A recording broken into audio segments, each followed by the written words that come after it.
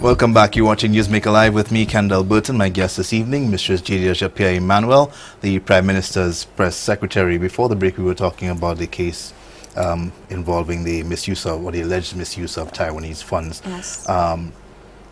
First of all, why is it being pursued at the civil level, not criminally? Again, the fact that it's being pursued at, as a civil case right now does not mean that you would totally rule out the possibility of a criminal case. There is nothing that says that you can't do one or the other or do both. Again, yesterday, Anthony Astefan explained that it has been done that way in many jurisdictions, even within the region. He cited Brazil as an example, and even Antigua and Barbuda as an example as well. And I think what is happening right now, and just as was explained before, when you pursue this matter as a civil case, it does not mean that there are no repercussions. If, for example, they're found guilty, they would be ordered to pay back the sums of money in question. And it would also set a precedent as to how public officers are expected to conduct themselves, what level of accountability is expected, what level of reporting is expected. So I just want to say to you and to members of the public, the fact that it is being pursued as a civil case right now does not mean that there is absolutely no possibility in moving forward with it as a criminal matter. The Attorney General's chambers would, of course, move in the manner that through their own legal advice and legal counsel will be felt is the best way to proceed at this time.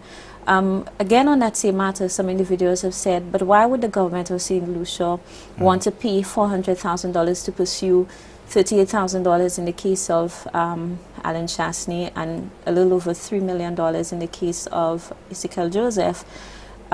We have heard from the senior counsel that the amounts, even as information come to hand, the amount in the case of Alan Chastney may end up being a little higher, and that there are other matters that are being that are being considered at this time. It is not simply Ezekiel Joseph and Alan Chastney. The government of St. Lucia is committed to ensuring that all of the funds, all of the councils, all of the parliamentarians, from the Prime Minister right down to candidates and councils and so on, would have to be held accountable for the public funds, because it is not about the personalities involved. It is about the public money involved. If you're entrusted with public funds to operate and to work in their best interest, then you're expected to do just that, and that is to be accountable and to ensure that you're working for the people and not for yourself.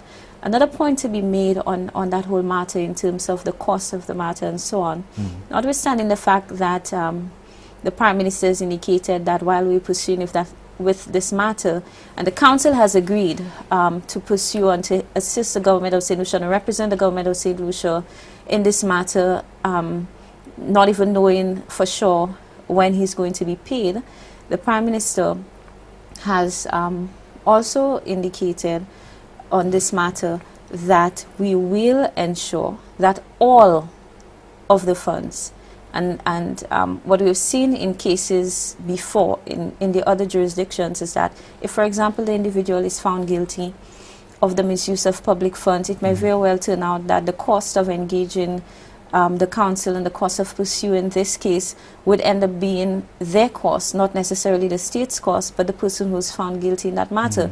If, on the other hand, it is found that they operated in a manner that was suitable and acceptable, I still do not think that St. Lucians would see it as a case lost, because what it would do is to heighten the level of awareness of members of the public, and it would also set a standard by which public officers are expected to operate.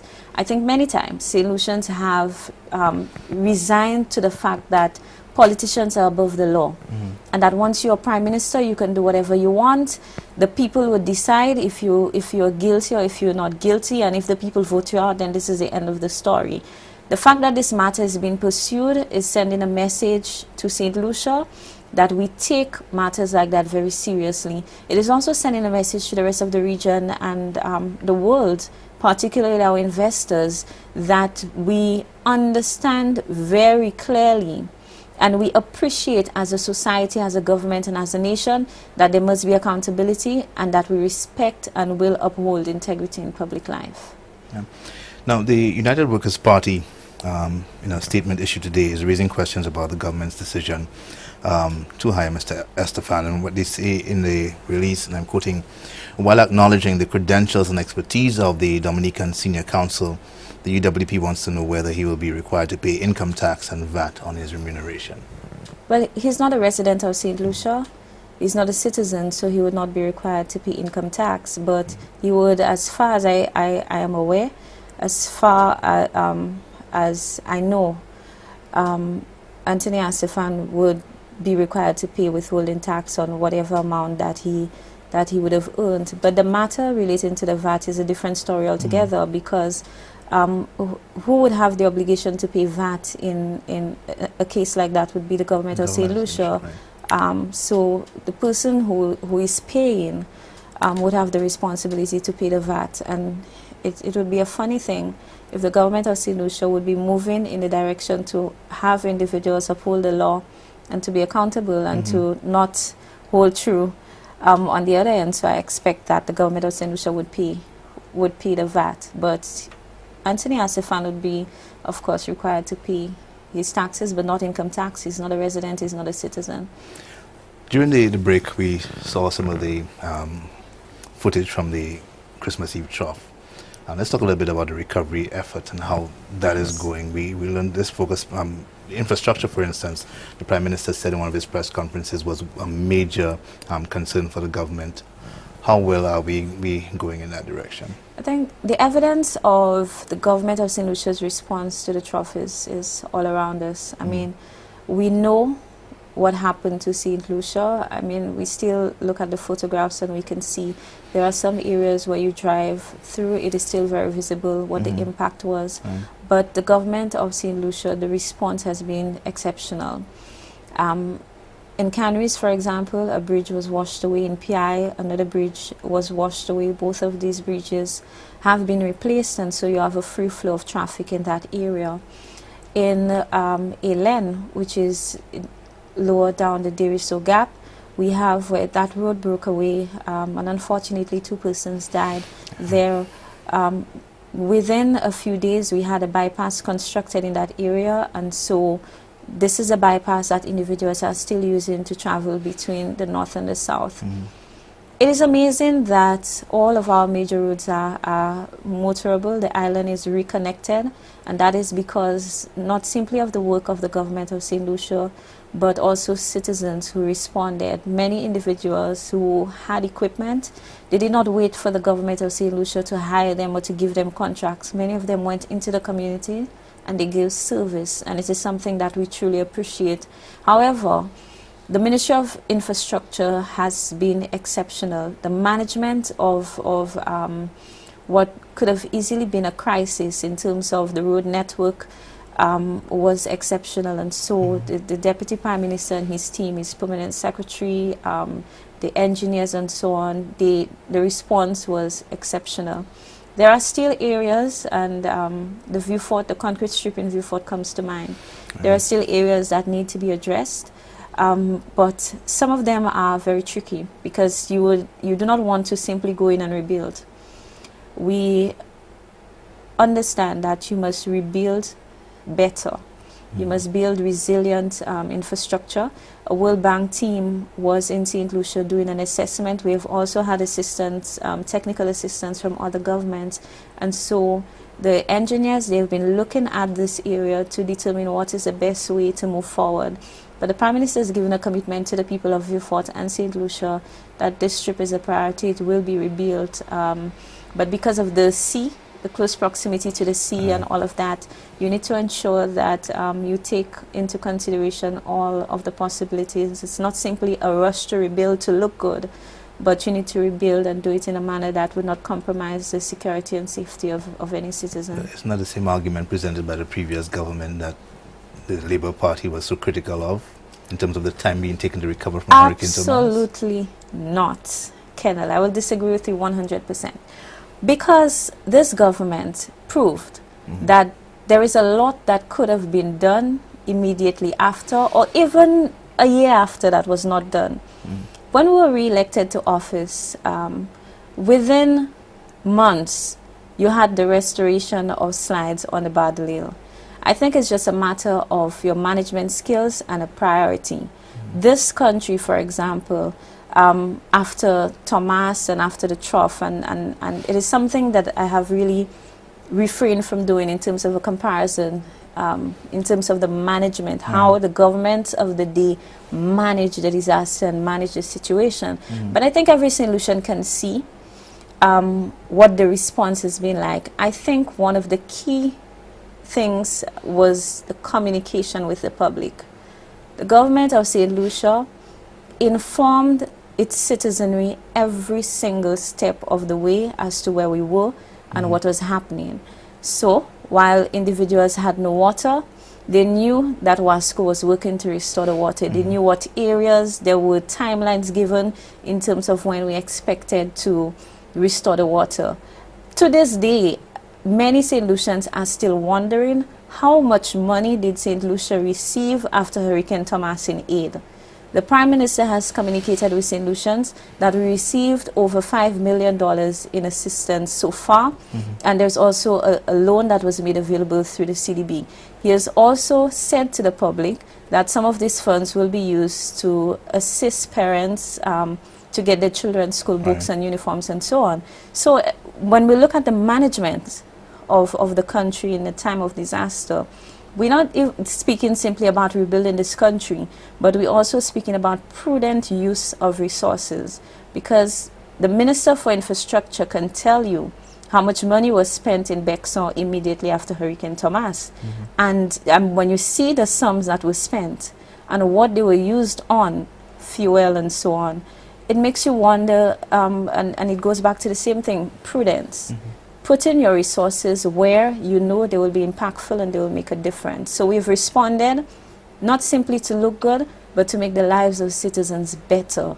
The matters where we have not yet been able to rebuild in Vieux-Fort and so on, it is simply about the safety and security of this country. We can rebuild the concrete strip. If it is about looking good, then somebody call the radio station and say, this is one day's work. You can just pour concrete in that and have a road. But this is not a government's agenda. It is not to look good. It's to ensure that we rebuild and we do things better. And so we learned, I can tell you, we learned from the Thomas experience, and this government vowed to do things better and to do it differently. And I think the public will be the judge as to how the government managed this disaster. Okay, we're quickly running out of time. We have a lot of topics to get through. And we want to open the lines as well to let the viewers join the conversation. So if you have any questions, any comments, feel free to call. The lines are open. Continuing on the post-trough recovery, let's focus on the agriculture sector. That was very hard hit. Hit by Thomas, severe drought, black sigatoka, a number of other illnesses, diseases, sorry. Where are we in terms of the recovery of the agriculture sector? Agriculture sector is a very vulnerable sector, because it seems no matter which way the season goes, whether it is extreme rain or heat and so on, that the farmers at the end of the day would be affected. As the last that I knew, the government of St. Lucia through the Ministry of Agriculture was still conducting the assessments. Very early on, we got information from the Ministry of Agriculture where it suggested that about 90% of the vegetable crops were damaged and destroyed. I know that the Minister for Agriculture has been engaging various partners, the Republic of China, Taiwan, ICA, and all of the other agencies to see what can be done. There are some farmers who have gone back into their fields and they're trying to replant while the government of St. Lucia decides what form of assistance is given. But immediately after the trough, one of the greatest concerns that the government of St. Lucia had would have been the health concerns, because immediately the first instinct of any farmer would be to go onto his farm to try to see what he can salvage and to begin the process of replanting and all of that. But the ministry has been engaging the farmers through the extension officers, the extension offices, to have a clear assessment as to what exactly the damage was. But the Ministry of Agriculture through the minister would be making a statement as to what the findings are and how the government of St. Lucia would move forward to deal with that. I know that many individuals have been complaining that there are some crops or some fruits and so on that they would use, whether it is at the restaurant and so on, and it is unavailable. And it is understandable because we had a lot of our farms destroyed. But I was very pleased to see that in some of the supermarkets and even at the market, when you go down into Viewfort, for example, at the market, you could still see that there are vegetables and fruits and so on being sold. And it would mean that there are some farmers in some areas where they were able to salvage and they were not as hard hit as some of the other areas that we have seen. Now, I had a trip to Babylon recently where I was told that a lot of the farmers have given up bananas altogether. I know 50%, at least 45–50% of the banana fields were affected by this recent drought. And I was told over 100 banana farmers has been reduced to about 13 now. They have to contend with black sigatoka and other issues. One of the issues they had was the fact that the Taiwanese government is providing monies or funds to assist with black sigatoka, the treatment of the disease, but that they still have to pay for inputs.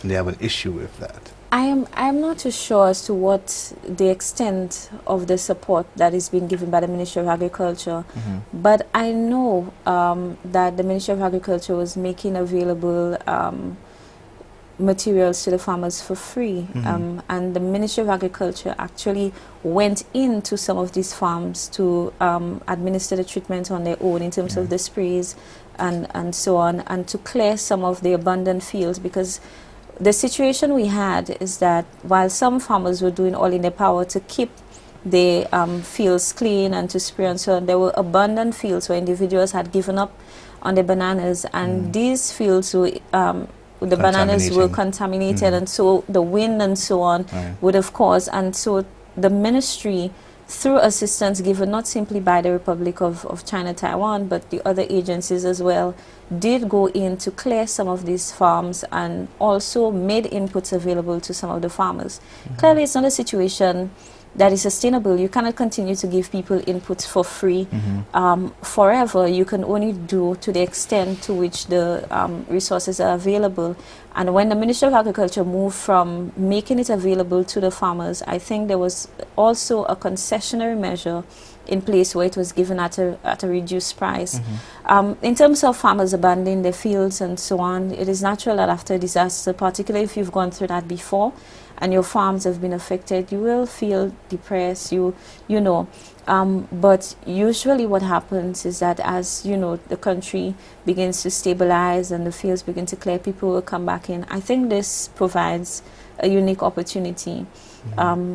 They say that in every dark cloud there's a silver lining, and so perhaps it provides an opportunity for some of the farmers to diversify, to go into other forms of agriculture. Perhaps it would not have to do with crops, but rearing animals and so on. So I don't think all is lost. I think the Ministry of Agriculture has been, through the extension officers, visiting the farms, having talks with the farmers and providing guidance as to how they can move forward. But certainly the cost of the inputs, it is something that the government continues to grapple with. Now, the president of the Chamber of Agriculture, like you, after the trough, said it was a situation where there was a silver lining on the dark cloud.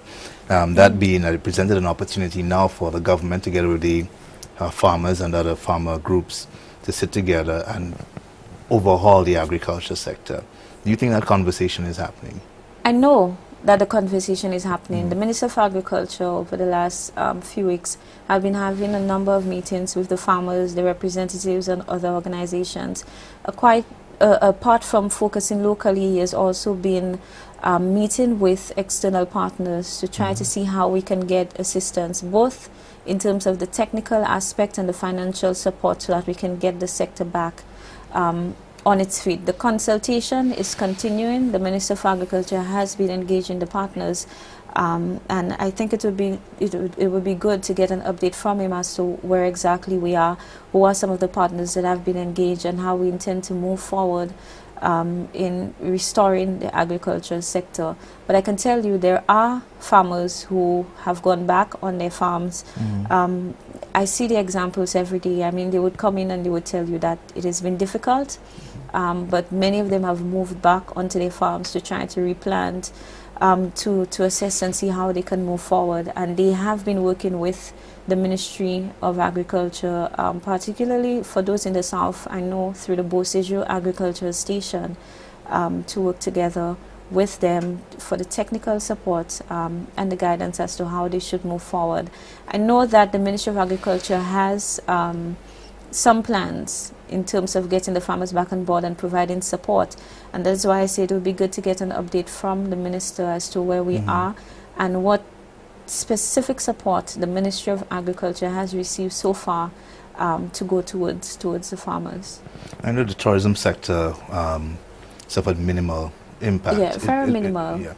But it suffered a blow of a different kind not too long ago in the death of that British yachtsman. There's been an argument presented by the opposition that perhaps the Minister of Tourism was too visible and the Minister of National Security was invisible. How do you respond to that?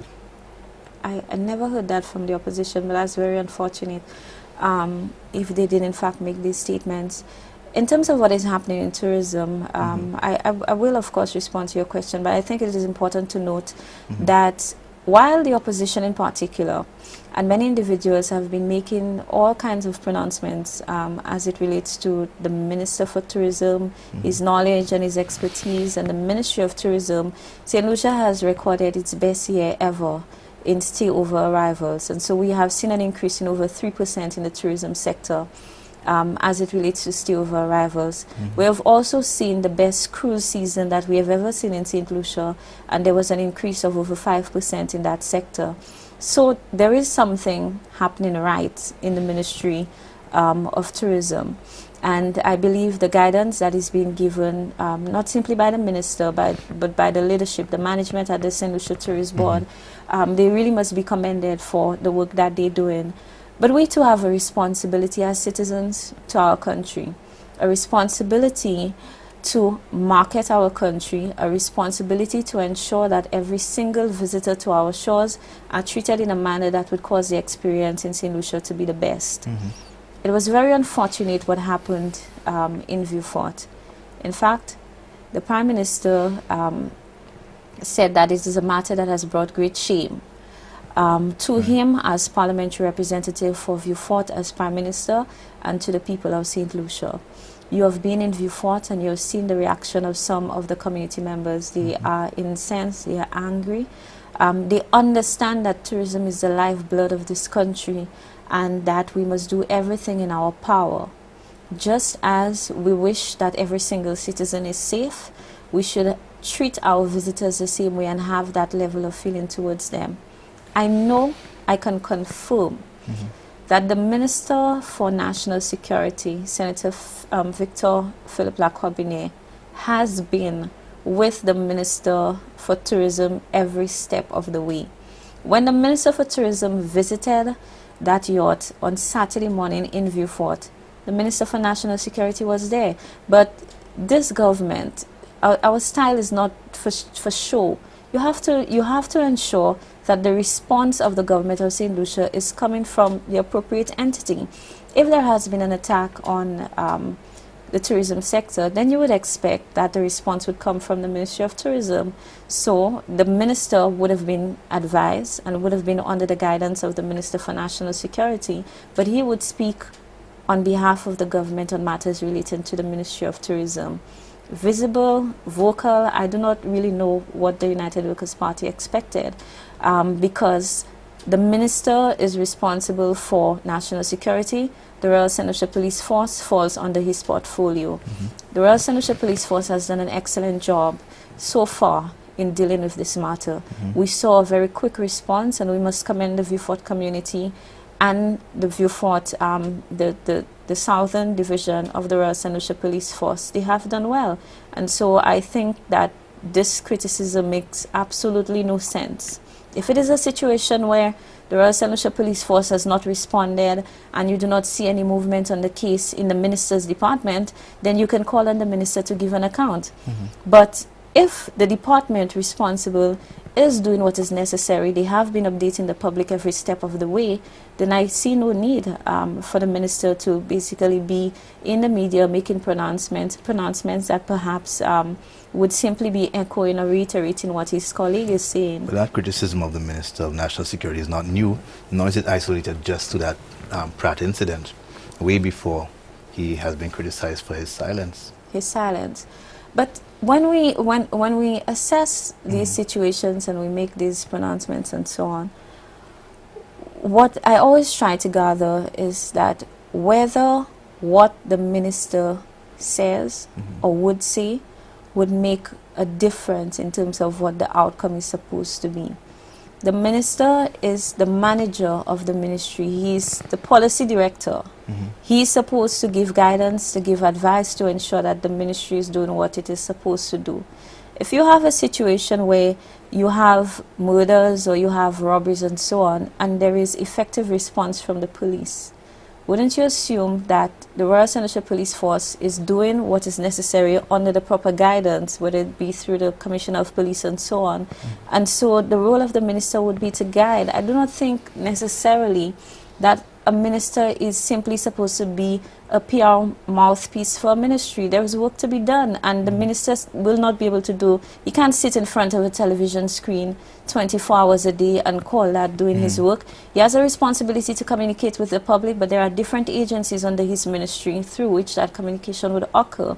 And so I do not know if it is a criticism of the style of management, because I have seen the minister do interviews and provide updates. What I've seen is sometimes there are questions that I ask that the minister cannot answer because he indicates that the response may prejudice the outcome of the case and so on. National security is not as straightforward as some of the other ministries where individuals can simply say what is happening. When you hear national security, you have to think that there are lives at risk, that there are other matters that must be considered before you make a public statement. And so I would disagree that the minister has been less vocal than he should be, because in a ministry like that, to me there should be more action, more direction, as opposed to simply coming to the public and saying, okay, this is what I'm going to do today, this is what I did yesterday, and so on. To me, it's just totally different, but that's just my view. Okay. Just want to remind the viewers that the lines are open. You can call and join the conversation at any point. We're speaking with J.D. Pierre-Emmanuel, the Prime Minister's Press Secretary. United Workers' Party. Let's talk a little bit about them. A new opposition leader has been appointed. How do you feel as a woman at the appointment of not just another woman, but a young woman to the opposition? I don't know that how we feel about people should be necessarily locked down to our sex, and so because I'm a woman and she's a woman, my feeling should be simply based on that. I think there has to be a greater conversation. Obviously, when you have women involved in politics, let's just remove leader of the opposition and parliamentarian and so on. Women in politics, at the leadership level, they are minority. But from my experience, I can tell you that their involvement in the management of campaigns, their involvement in ensuring that, you know, the day-to-day affairs of the party goes on and so on, it's in a majority as opposed to being in a minority. But when you see women being elevated and being taken seriously and being brought on board at different levels in the party, and the government, it sends a message to the rest of the population as to how that party views women, how that party views young people and so on. So it is always a good thing to see a spirit of inclusiveness in the party. When we speak about Dr. Gail Rigobert and her role as leader of the opposition, the most I can do is to congratulate her for that role and to wish her the best. She's going to be operating under some very difficult circumstances, as we have seen before, and as we continue to see. But I think as leader of the opposition, I simply want to wish her the best. It's going to call for a lot of patience and tolerance, and so we basically have to sit and watch how this would play out in the next few weeks, in the next few months, and to see what would come out of it. But of course, congratulations are in order for her, not simply because she's a woman. but because there is a contribution that she can make in that role. Okay, we have our first call. Good evening, you're on the air. Good evening, Julia. Good evening, sir. Hello. Just as a St. Lucian first, and as a member of the St. Lucia Labour Party second, I am asking two questions that I need kind of sorted out. Yes, I'm very proud to be a member. Two things. There's this notion, and a lot of people keep dispelling it because we don't want to go deep into this Jean Blanc and Mounoué scenario. But there's one thing I would like my party to do for me is to dispel two things. One, there's a lot of the jukebarism every morning, and people tend to believe it. And somehow I need to know that your department or the party itself can have a show to actually scrutinize this gentleman's show on every morning, dispelling the nonsense that he puts out to the public and telling the public the truth. Because it's patois and it's funny, people tend to like it. My second point is, there's a notion that people want to ignore. We have a society, a lot of our old folks believe, and it happened from slavery, and even from the occupation of the Americans in the Vieux-Fort area, that Sergeant Blanc dit, c'est bon. You know, every time a white man says something, it's okay. Now, it's touchy, and I'm saying it's touchy, yes. But apparently, sometimes when I listen to people in my community, they always tell me, but it's Mr. Chassé that say it. Now, it goes back to the Jean Blanc dit, so it's bon. And I also I need us to deal with that also. Take it and tell the public sometimes the truth or the nonsense that they say, and don't let I know it is sensitive, but don't let the color of a man's skin get into believing it. It happened to us at work. Some of us who know way back in the time when we used to work in a hotel. A black engineer says something, nobody listens to him. A foreign engineer comes in with a little color, a little thin color, and all of a sudden it is gold. So we need to dispel that notion that sometimes because of your skin color, what you say is right. And because Jogba speaks nice Creole, that he should be believed. I'm just throwing that out to JD, and I need to know that the party, not even the party, a responsible government can actually dispel and throw away that notion that those things are always true and clear the air every day for the general public. Thank you very much. Thanks for calling. Thank you so much. On the matter of truthful and honest reporting, I think by and large the media, apart from what comes across as opinion through the talk shows and so on, have reported on the activities of the Prime Minister and the press releases in a very honest manner. But as the caller alluded to, we had a situation sometime earlier this week where some pronouncements were made on the Prime Minister's whereabouts by Jogba, and it proved to be, but it was incorrect. And so I issued a statement indicating that it was false and that the Prime Minister, in fact, was on island. I think while I am not in a position to dictate who reports and how they report, I have a responsibility as a press secretary to ensure that the information that is being reported, that if there is any untruth, that I send the information through to correct it and to inform the public as to what exactly the truth is. But it is a challenge, and that is why I rely not solely on the mainstream media, but on the one-on-one contact and the social media to send information out as to what exactly the government is doing and where we are. As to the other matter, I think I'm too young to really understand what the culture has been in terms of valuing the foreigner and what the foreigner says and so on.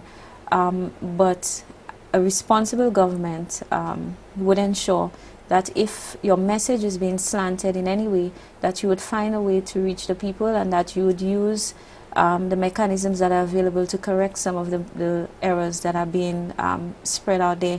I have met very little resistance from the media when it comes to correcting information that is sent out that is erroneous. And majority of media personnel, if they are unsure, would call to verify what exactly it is, what the position is, even before they report. But I can tell you without any fear that on many occasions, some flood has really extended the latitude and has gone beyond and make some really outrageous, disrespectful and erroneous statements on the air. In this case, I felt it was very important that I clarified the matter and I issued a statement because, believe it or not, there are St. Lucians who believed that the Prime Minister was in Libya, and I got many calls asking many questions. Why is our Prime Minister in Libya? What is he doing in Libya? When the Prime Minister, in fact, was in St. Lucia and has never been to Libya. since being elected in November 2011. Okay, I believe you have another call. Good evening, you're on the air. Hello. Hi, Hello, good evening.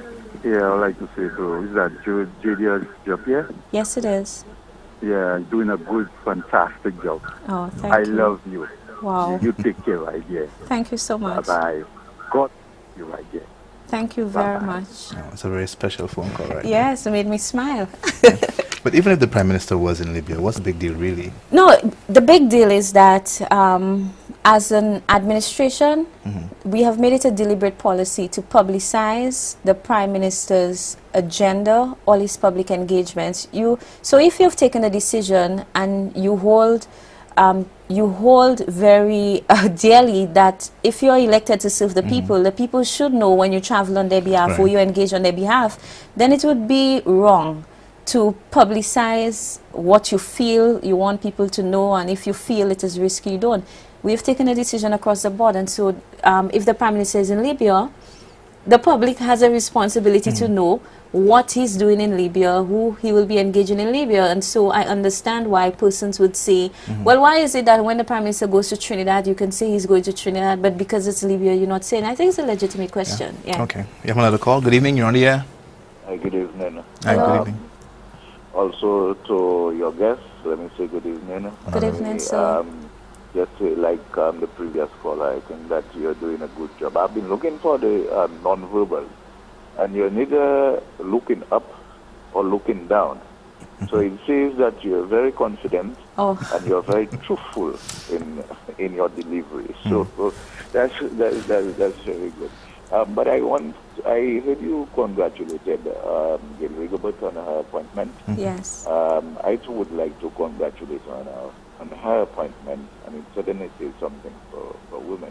But I'm very concerned and disturbed with the, and I hope that it's not going to be the trend, but her first, or should I say, official action after, upon her appointment, which sparked or continues to spark a lot of controversy in that the change of the lock, and more so the dismissal of the employees there immediately.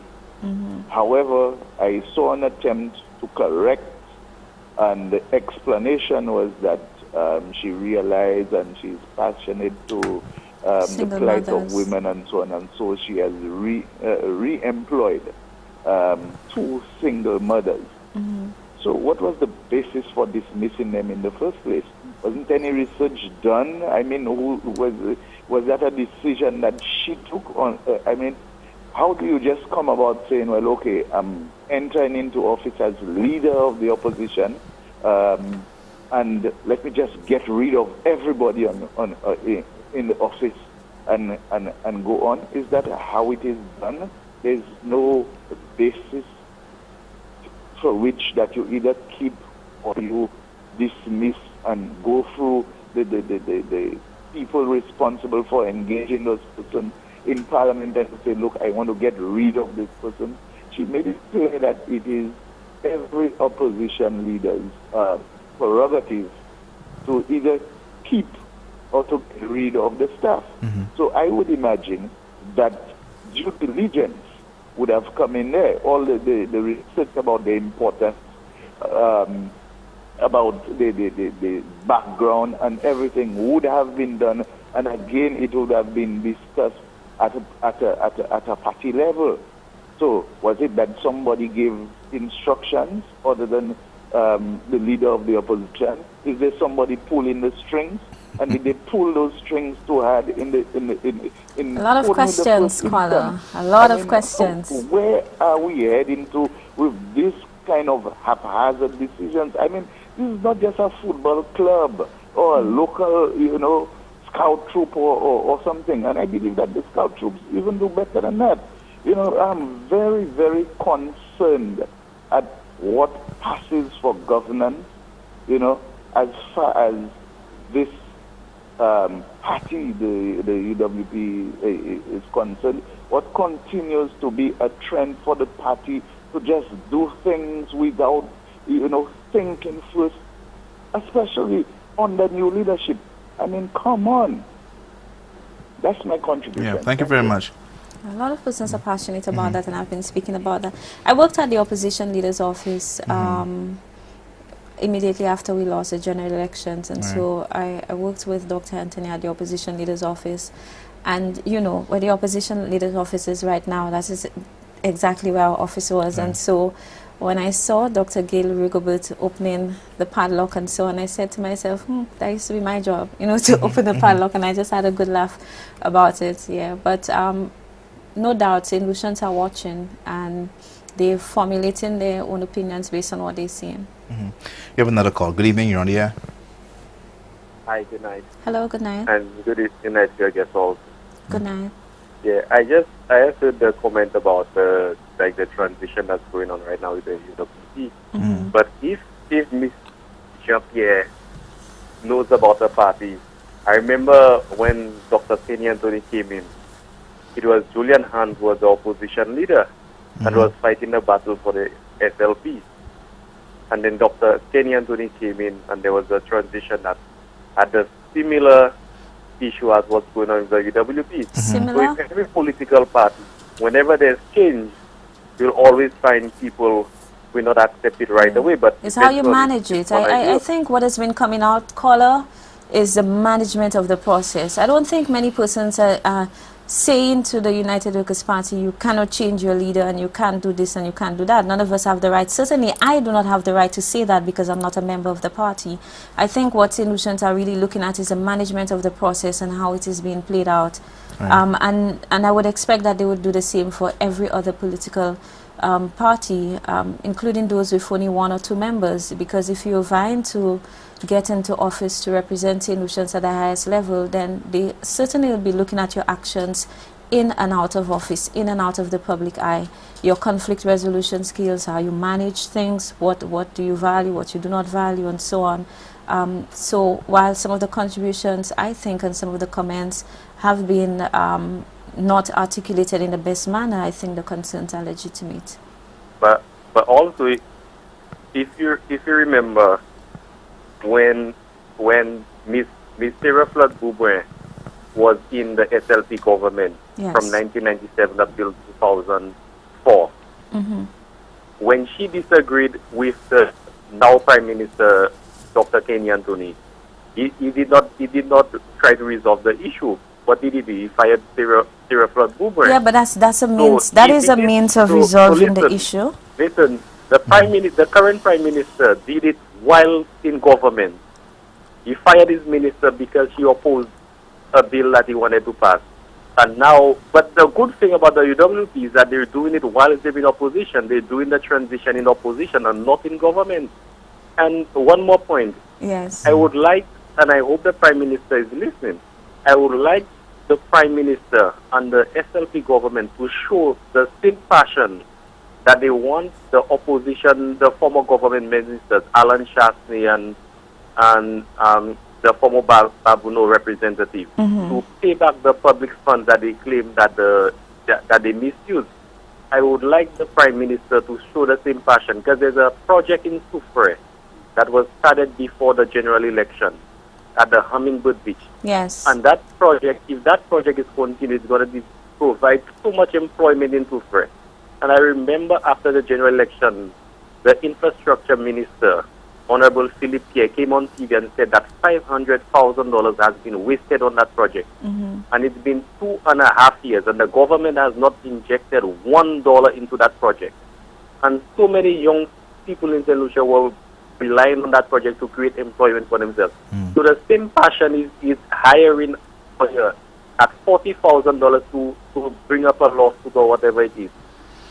Invest government funds into that project to have it completed, and then I'll be satisfied with the work of the government so far. Thank you very much. Thank you so much for that. I believe that this project too would would be part of the review and the assessment as to where how funds were used and so on, because certainly the monies that are being claimed to have been spent on this project, I do not think from the naked eye, I'm not into building and so on, but I think from the assessment and the comments that have been made, many persons believe that it does not actually show for the amount of money that has been spent. But after the process is complete, then the government of St. Lucia would of course have a responsibility along with the partners to decide how they move forward on the project.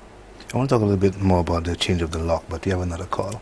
The change of Good the evening, lock. you're on the air. Hello, good evening. Hello.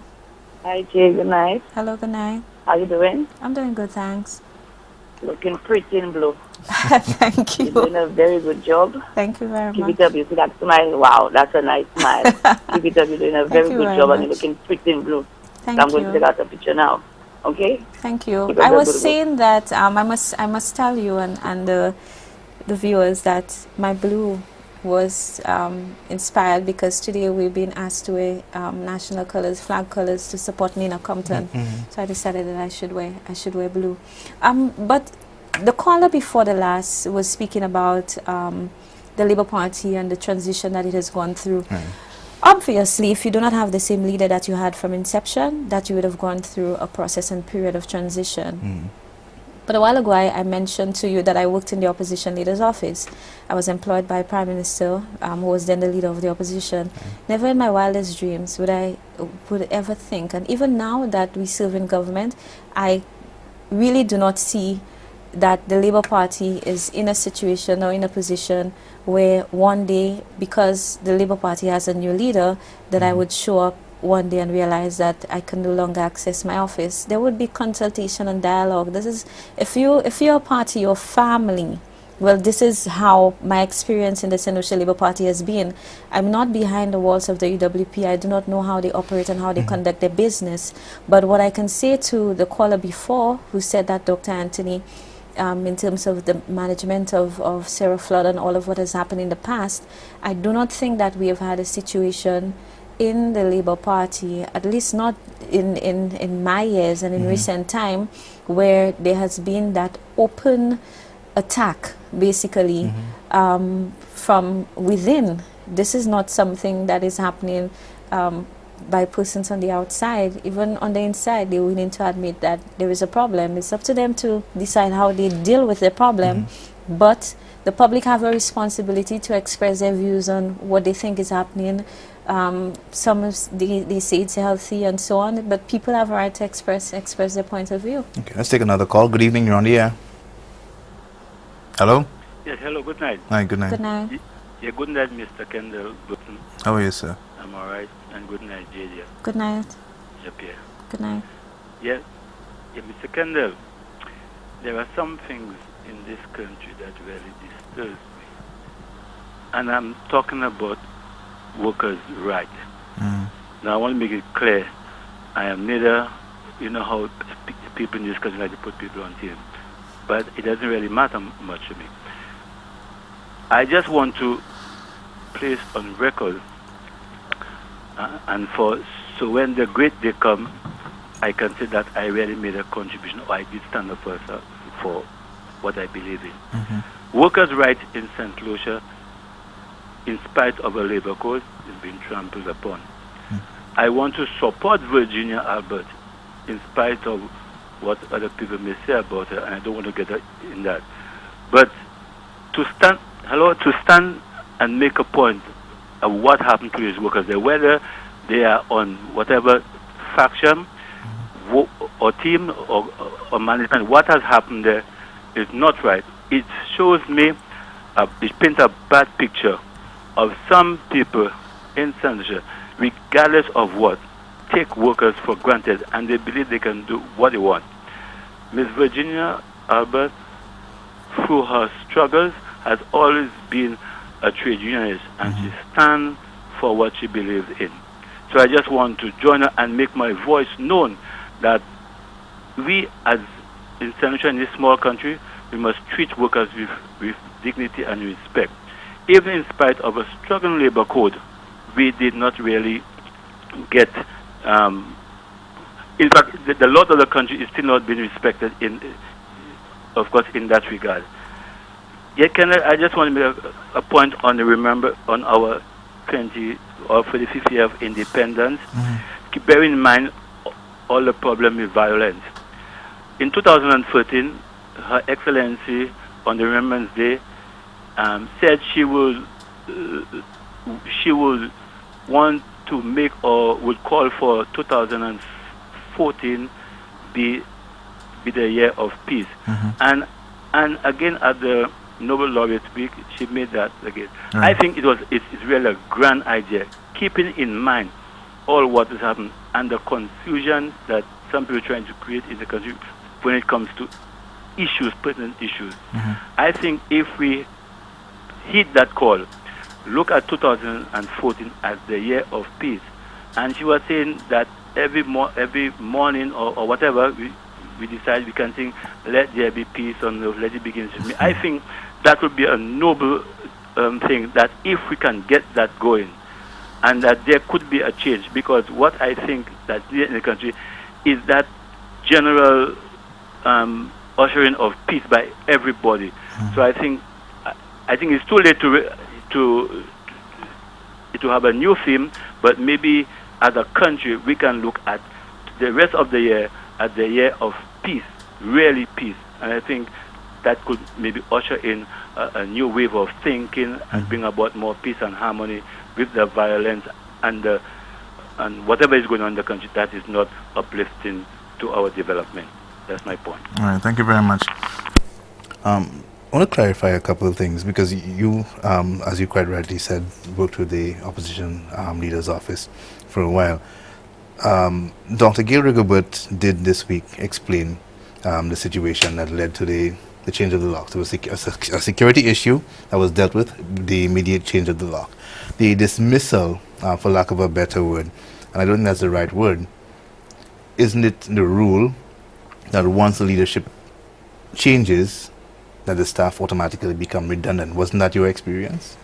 I don't know that anybody is really questioning the decisions and why the decisions have to be made. I think throughout this entire process, a lot of persons have been looking at the mannerism, and they've been looking at the mode of operation and how we do things. You know, when you growing up as a child, many times, especially in school, your teachers say to you, it's not what you say but how you say it, it's not what you do but how you do it. And so sometimes we must be mindful of what we are communicating through our speech and our actions. We must be mindful of what we're communicating. There is a process. You choose what you want to do at the end of the day. If it is your prerogative and it is within your right to do it, I can't prevent you from doing it. But I have a right to question the way in which you're doing it. And I think many St. Lucians have been questioning the manner in which it was done. I do not think that I have any right or responsibility to question the leader of the opposition and how she, you know, why she decided to do what she did. It obviously it was a party decision, it was her decision. I'm not a member of the UWP and so on, but the persons who have been speaking from the human rights background and all of this. And so let's take another call. Good evening, you're on the air. Yeah, good evening, Kendall. Happy New Year to you. Thank you. To tell you Happy New Year. Hello. Hi, JD, how are you doing? I'm good, thanks. Kendall, I just want to clarify 2 points here, because JD has been speaking almost all night about people reporting the truth.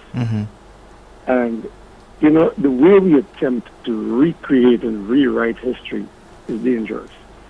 To suggest what is happening in the United Workers' Party sorry, is analogous to what happened to the Labour Party in 1996 with Kenny Anthony. Nothing could be further from the truth. First of all, when Julian Hunt resigned, Kenny Anthony was not in St. Lucia. The process which led to Julian Hunt's resignation is that Julian Hunt had been the leader of the Labour Party and had lost, in the minds of Labour Party people, 3 successive elections: 1987, 1992, and the by-election of Vaughan Lewis in 1996. Following the by-election loss, there was a loud cry from within the Labour Party that Julian Hunt, perhaps, as much as he had done, could go no further with the Labour Party, and we needed new blood. There was no transition from Julian Hunt to Kenny Anthony. There was a transition from Julian Hunt to Vellon John. Vellon John became the leader of the party, leader of the opposition.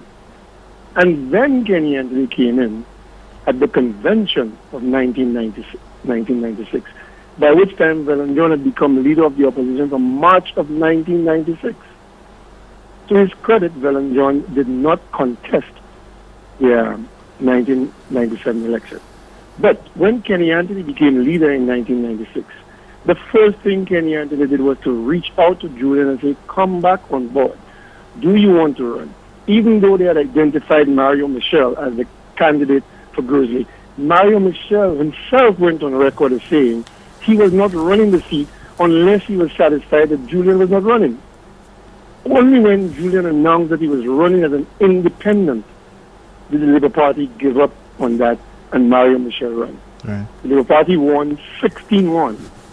If what happened to the United Workers' Party now is analogous to what happened to the Labour Party, then Julian Hunt would have been forgotten.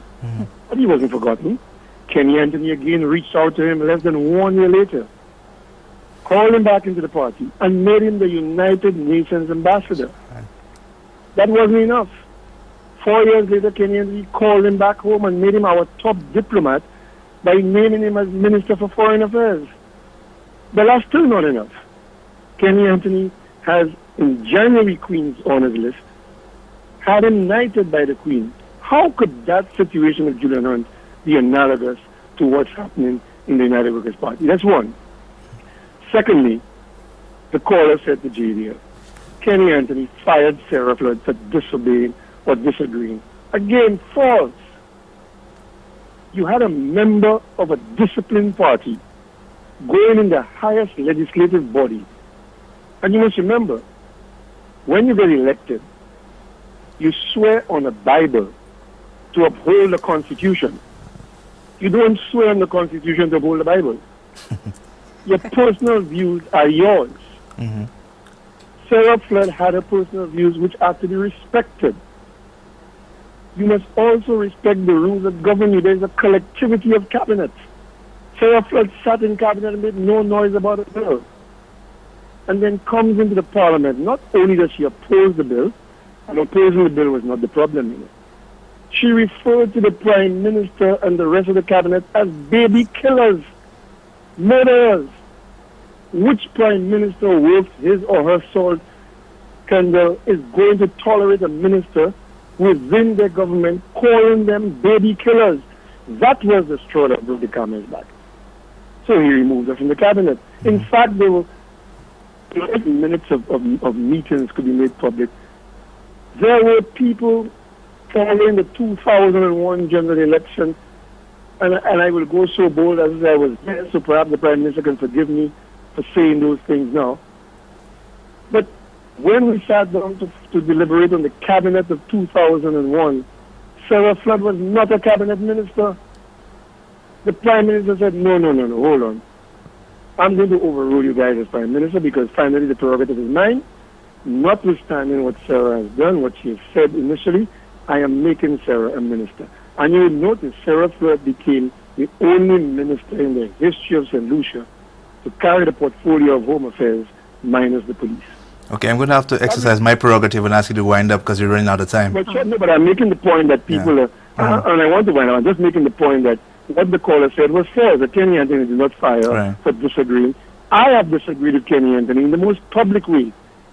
Kenny Anthony appointed me to the Senate, even after I disagreed with him in the NCA matter. That is true, yes.